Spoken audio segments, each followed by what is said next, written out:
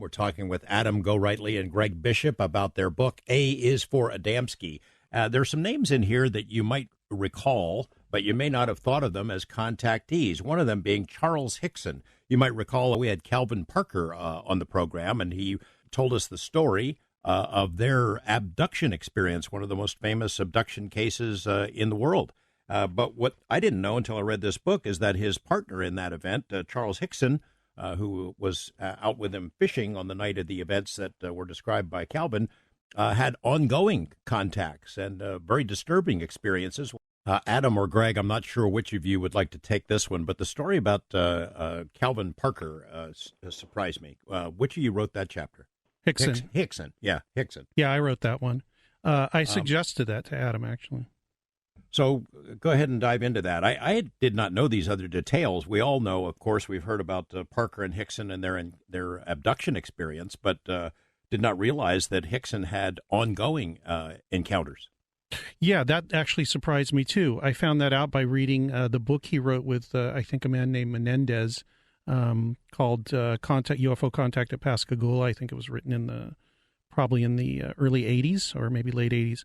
Anyway, what Hickson described was, everything they went through, obviously, with the original abduction in October 11th, 1973. But what happened after that, after they, stopped their jobs and all that, their lives went into turmoil from talking about this. So early the next year, in 1974, Hickson said he was out hunting. He was squirrel hunting out in the woods in Louisiana. He said that he was sitting against a tree, like having lunch or something, and he said suddenly the whole place got quiet. Like people say that happens, that Oz effect during a UFO encounter. And he said he saw some sort of ship resting a few hundred feet away from him, and a voice in his head said something like, we mean you no harm, we have a message that you have to deliver, and you have been chosen to give this message out. Now, to me, that is a 100%, a very contactee type of experience. He had another one later, but he didn't see anything. I think his dog was barking at something outside, behind his apartment at the time. He went outside and he got another kind of a space brothery message. And then finally, I believe the year after that, him and his family, about 5 people from his family, were coming back from a Mother's Day gathering, and it was about twilight in the woods in northern Louisiana. They were coming back, I think, from a gathering in Texas or something like that. They were coming back through northern Louisiana, and they encountered a UFO sitting in the road. His whole family was there. They were all terrified. So there was a multiple witness event. But yeah, so there's a lot more to Charles Hickson's story than most people know. And he stuck to this story for the rest of his life. He no more contacts, I don't think, but he said that he felt like there had been some sort of communication and that he was chosen to give a message of peace and harmony to the earth, just like most other contactees. Adam, there's a name in here that I did not know. I know the other names associated with it, that being rocket scientist Jack Parsons and Scientology founder L. Ron Hubbard. Their involvement with a lady named Marjorie Cameron. What's her story? Oh, boy, that's a fascinating one. And you stated that you were surprised at some of the people included in the book, and maybe she would be one of those surprises like Charles Hickson, because they're not your typical UFO contactee, when you think of UFO contactees, but she was married to Jack Parsons, and we've become familiar with the story of Jack Parsons. I guess there's been a television series recently. He was a rocket scientist and ritual magician connected with L. Ron Hubbard and Scientology, and they conducted a series of rituals called the Babalon Working that are kind of legendary in magic lore. And at one point, according to the legends, and a lot of these things are legends, it's hard to pin down a lot of stuff, but when they're out in the Mojave Desert, they conjured or had an encounter with some sources say a Venusian or another worldly entity. And around the time this was happening, Marjorie Cameron showed up, and her and Jack Parsons engaged in a long-standing affair and eventually marriage. And the first night she showed up at Jack Parsons' house, she claimed she saw a cigar-shaped UFO, and when Parsons heard that, he decided, well, this is the person that needs to be involved in the Babalon Working, these rituals, because the whole design of the Babalon Working was to call down a magical child into the womb of the participant, the female in the operation. That was going to be Marjorie Cameron. And so all of this was going on, and in 1952, that pivotal year with Contactees, is when Jack Parsons died. And apparently his death happened the same time there was a sighting of over the Pentagon of all these UFOs. And July 1952, 2 weeks in a row, 2 weekends in a row, pretty dramatic. Yeah, and Marjorie Cameron took that as her own sign that there was great significance in all of this, and they tapped into something otherworldly. After Jack Parsons died, she, for several years, went to Mexico and lived in an artist colony. But then later in the mid-50s, she ends up at the area of Giant Rock. She was living in Pioneer Town, which is like a stone's throw from Giant Rock, and she befriended George Van Tassel, of all people. There's all these interweaving connections. And she was a very talented artist, and she painted quite a few portraits of interdimensional beings, and so all of this resonated throughout her whole life. Her interactions with Jack Parsons and the Babalon Working, and afterwards contact with, perhaps these were interdimensional beings, but she had that connection throughout her whole life. And in the book, there's a photo I happened upon and published in the book of Marjorie standing in front of Giant Rock. Yeah, all roads lead to Giant Rock. Onek, Greg, this is the one person you've got in the book that I interviewed. I interviewed her. Really? Yeah, it was an International UFO Congress. In the book, you talk about her speaking at one in Laughlin in 1991. She was at one here in Las Vegas. It's either 92 or 93. They held that same event here instead of in Laughlin, and I interviewed her. And she was wearing the silver suit. And so this lady's story is she's from Venus? Yeah, she said that she was what's called, I guess, a walk-in, that she there was a 7-year-old girl who died in a bus accident in Chattanooga, Tennessee in 1955, and she said that Omnek Onek entered her body and was raised as that child until she reached adulthood, and then started to realize that she really was from Venus, and that she had to tell people about this and make people aware of the the Galactic Brotherhood. Wendell Stevens published her first book. It's the only book I've ever seen. And like a lot of UFO contactee books, it's quite rare and expensive right now. It was called From Venus I Came. There's a picture of her on the front cover, and it's a good picture too. She looked. It would sell a lot of books. Her face. She was an attractive woman. I never met her. I never talked to her, but I did see her at Laughlin and saw her wandering around. She's quite striking. She's still alive, as far as I know. I think she's had a stroke. She has, I think, 4 Earth children, and I found a reference to her from a former husband, who I guess gets along with her. He wrote a post on the internet called "My Ex-Wife Was Born on Venus," and talked about his life with her, how he came to believe her story, even though they weren't together anymore, and really couldn't find any holes in her story. Although I guess there's no way of proving it. So I guess I love remember for her that she overrode it. She was very straightforward about the whole thing. It seemed, ridiculous on its face, but there was no guile involved. You make a point in the chapter of the book that she went on Jerry Springer, and I would assume that was to make fun of her, but that she kind of impressed everyone because of her seriousness and credibility. You said, yeah. I mean, a lot of these people get on these shows, and it depends how they take it. And she handled herself very well. She didn't really care whether people believed her or not, which I think is probably the best attitude to take when you have a story like this. There was one of the accounts, I can't remember who it's about, in the book, about a contactee who went onto a show with Jackie Gleason. And we know the stories about Jackie Gleason and his interest in UFOs, but it sounds like Jackie Gleason was out to gut this guy on, it was either television or radio. Do you remember which chapter that is? I think it was Van Tassel, right, Adam? George King. Oh, King, that's right. And you did the chapter on King, but I remember excerpting that from the Long John Nebel book. He actually transcribed some of that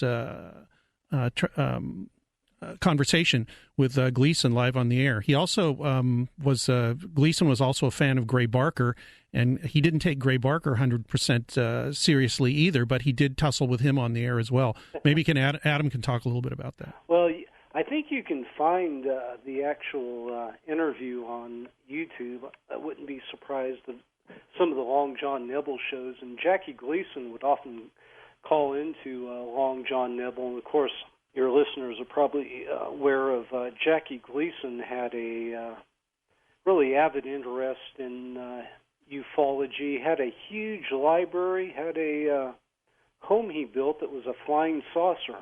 Yeah, we know the story told by his widow about Gleason going with Nixon to an airbase to see bodies. Yeah. So there's in Florida, so there's these legends about Jackie Gleason, and he was a fan of Long John Nebel, but he wasn't bashful of calling out those who he thought were full of it. And one of those was George King, who started the basically saucer religion of Aetherius, which is still active in Los Angeles. In fact, Greg and I visited the Aetherius, what would you call it? The Aetherius Society World Headquarters in Hollywood. Yes, and so basically Gleason ran George King through the ringer and called him on the carpet for... Another name I thought I was surprised is Ray Stanford. And I've communicated with him many times over the years, and always thought of him as a pretty nuts and bolts guy who had done great work trying to investigate the Socorro, New Mexico incident, sighting, famous UFO case. But you have him listed in this book as a contactee, and I guess he must have started pretty early. Greg, is that one yours? Yes, it is. He started pretty early. He was in his teens. Him and his twin brother, Rex, were both interested in the UFO subject and got involved with the contactees early on. They used to visit with Adamski and Williamson and people like that. There's kind of a saucy story about him and Williamson in the book, which I won't get into right now, which was told to me by actually third hand by Jim Mosley at one point, but then Stanford told the actual story on my podcast at one point on Radio Mysterioso.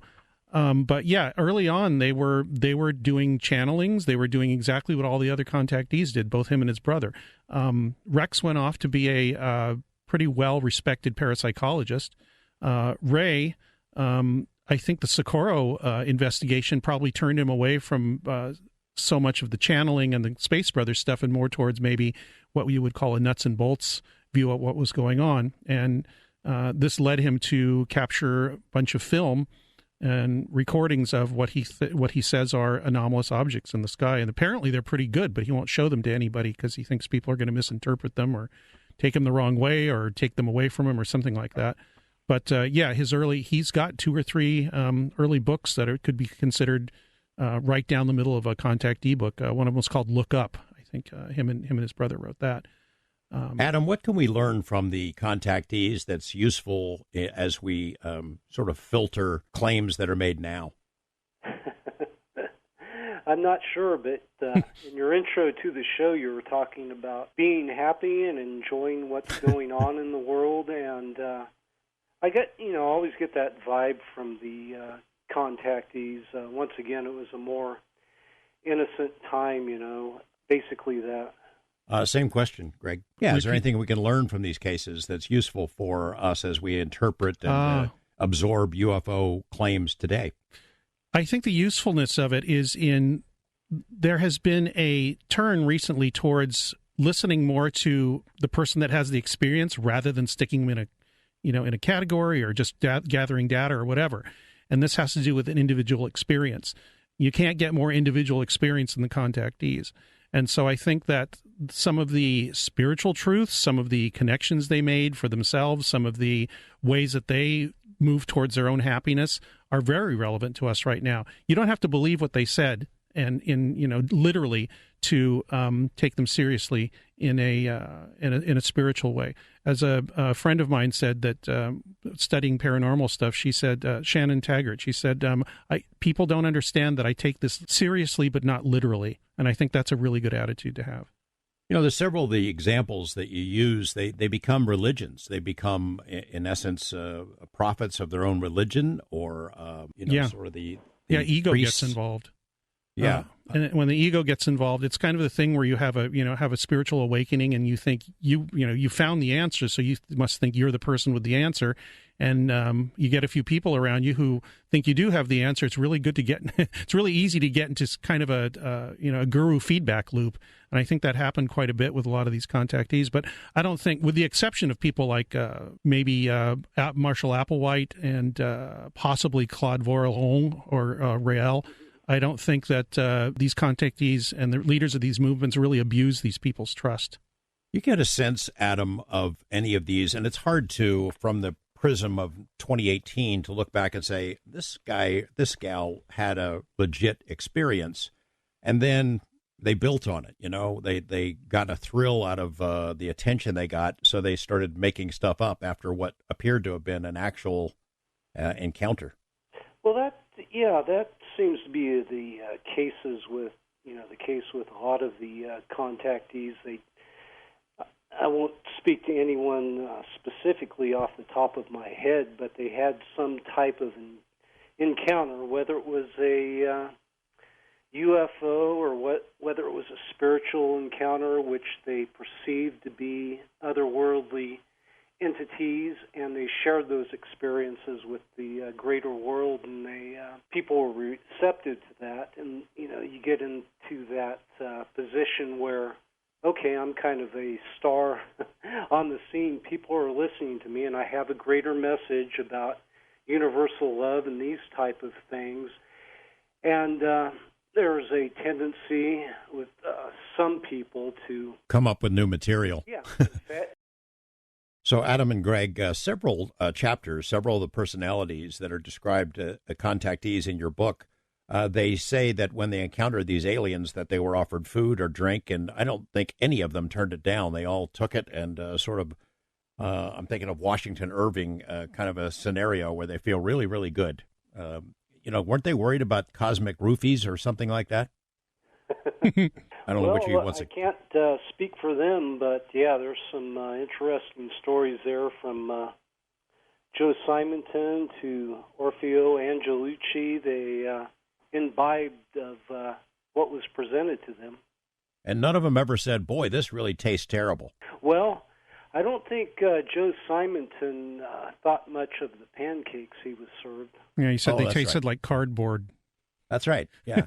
You do go into, in the book, the connection or possible connection to hallucinogenics, psychedelics. And a lot of the people who gathered down there in the desert were into that. As you note, they were sort of precursors to what we'd call hippies today, exploring the outer edges of consciousness and other realms of reality through mushrooms or peyote or whatever. Did you get a sense from any of your contactees that was a way to contact the others? With some of them, yeah, it became a thing, especially later on in the in the 70s or late 60s or 70s. That kind of became part of the. So I've been told the giant rock scene. And, there was some interesting experiences. I mentioned Orfeo Angelucci. He was one of the really early contactees and had some, what came across as quite genuine experiences. And, those had to do with, on his first UFO sighting, he was coming back home from work, and like quite a few of these guys, I'm thinking of Van Tassel, he worked in the aviation industry, which is kind of interesting. You start drawing some conspiracies here, but on his way back from work one day, he saw some saucers and stopped and noticed on the bumper of his car some elixir, which he afterwards drank, and that kind of set him on his path of discovery. I know that at least one case, I think it was Howard Menger, you say in the book that his tune changed over the years. That years later he said, look, I recognize that maybe this was government agents planting this story, that they were fooling us. Greg, any indication that he was onto something? Well, there might have been. In the mid-'90s, I interviewed a man named Mario Pozzoglini. He said he had spoken with Ivan Sanderson, I believe, who was old paranormal researcher, classic paranormal researcher. He said he was at Menger's farm in New Jersey, where he used to have these meetings. And he said he went into a basement somewhere, and there were a lot of things that said U.S. Army or something on them. And he said Menger got very upset with him and said to get out of there. And that was some indication that maybe something was going on that was beyond just the innocent contactee scene. And the other thing was later Menger himself said that he sort of recanted and said, well, maybe my mind was controlled or maybe I dreamed some of it or whatever. But then he recanted that later in life and went back to saying, no, the space brothers really did contact me. So it seemed to, change with who was accusing him or how he felt at the time or how his life was going or whatever. So he kind of vacillated between saying they were real, saying they were imaginary, saying they were made up, saying the government had made him do it or was studying him so that they could find out how people reacted to such a thing because of the threat of subversion and communism and all that. Somewhere along the line, as you guys note in the book, the overall message changed. Instead of the positive, peaceful messages of the Space Brothers, it became a very dark scenario in which these aliens didn't look like Aryans or Nordics. They looked like little grays who did terrible things, take people out of their homes and perform all kinds of probes that were not pleasant by any means. What was going on there? Adam, do you have a thought? Well, that definitely happened at one point in the story, and in the introduction, we write about trying to encapsulate the period of the contactees and when they moved into the abductees. And, just for conversation's sake, I pointed out 1978 seemed to be an important year because that's when George Van Tassel died, and there was a lot of mystery behind his death. Like, you hear different internet rumors that he was almost done with the Integratron, which would be like a rejuvenation device or, this free energy device that would set us free, and something sinister went down. And around that time, 78, 79, 80, is when this meme, the dark age of ufology started. And I point to Greg's book on Paul Benowitz, and a lot of those things started happening with these stories. That's when the alien grays appeared in underground bases. So there was definitely, I sense, a change in that late 70s, 1980s period when we went from the golden age of the contactees to the more sinister abductees. Let's take a couple of calls. We're going to go to Mel in the Mojave Desert on the wildcard line. Hey, Mel, how you doing? Hi, fine. Good talking to you there, Mr. Knapp, longtime follower. I wanted to back up just a little bit to the Giant Rock portion there where you were talking about Frank Kreitzer and everything. I went out to Giant Rock. That was my first road trip when I got my driver's license. It was the next day I drove out there, in fact. And I'd kept up with it years and years before that when I was much younger. You hear things over the years from the adults. And that was a lot more involved, the investigation into him. The FBI started all that. And, what they did is they contacted a sheriff's deputy in Lucerne Valley that was somewhat friendly with Mr. Kreitzer. He would go into Lucerne there and do his shopping for his goods and whatnot. That was the closest place to go back then. And anyway, the FBI agents approached the deputy, like I said, and then he would take a trip out there every now and then and befriend him more, and et cetera, et cetera. But there was never anything they could really develop on him over the time. And then, as your writer said, the FBI did go out there and to make an arrest, but they were going to arrest him on tax evasion because they couldn't really get him on anything else.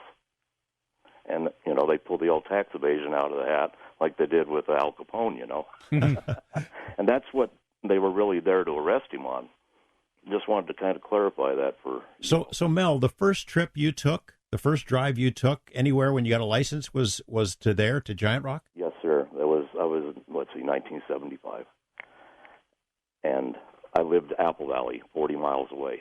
And I'd been itching to go out there, but I never had anybody around that could, you know, take me on a trip like that. So that was my first trip with my first girlfriend, by the way.